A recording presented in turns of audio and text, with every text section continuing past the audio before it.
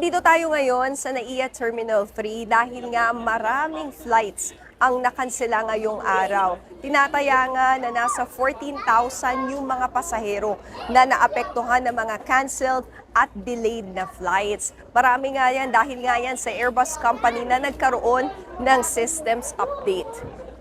Paliwanag ng Airbus company, kailangan ang i-update ang kanilang software dahil nga posibleng masira ng matinding init yung computer data. Yun yung kailangan sa eroplano. Critical nga yung data na yun dahil nga sa pag-functions ng eroplano.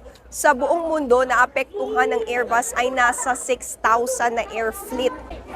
Karamihan nga sa mga nakausap natin na naapektuhan dito sa NAIA 3 ay yung mga OFW na may mga connecting flights na domestic. Mula pa nga sila ng Malaysia, ng Singapore, patungo nga sila ng probinsya. At yun nga, hindi nga rin sila agad na abisuhan, kaya hindi nila agad na paghandaan.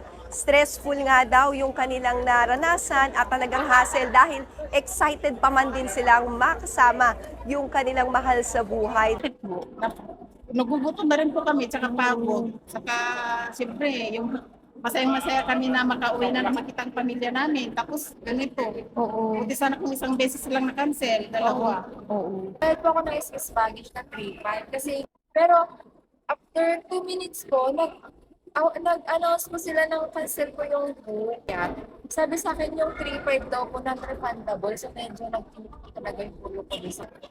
Dito man lang sa dami naman tao dito, di ba ng isa lang. Wala labas lang sabi pa, tuloy ng motel, wala pa rin lang sabi. Kabilang nga sa mga nakansela ang 66 na biyahe ng Cebu Pacific.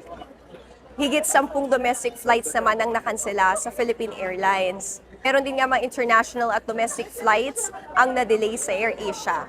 Isa nga rin sa mga nirereklamo ng mga pasahero dito sa NAIA Terminal 3 ay yung kakulangan nga doon sa mga drinking fountain. Dahil nga meron tayong mga nakitang ilang fountains or drinking fountains na hindi lahat ay gumagana. Katulad na nga lamang nito, hindi gumagana yung ilang drinking fountains.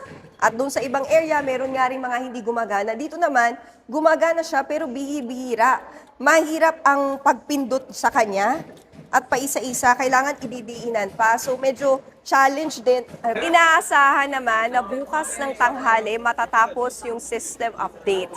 At yung mga paalala nga natin dun sa mga pasahero na tutungo dito sa NAIA, sa mga airport, ay dapat nga lamang ay i-check muna nila yung kanilang status ng kanilang flight.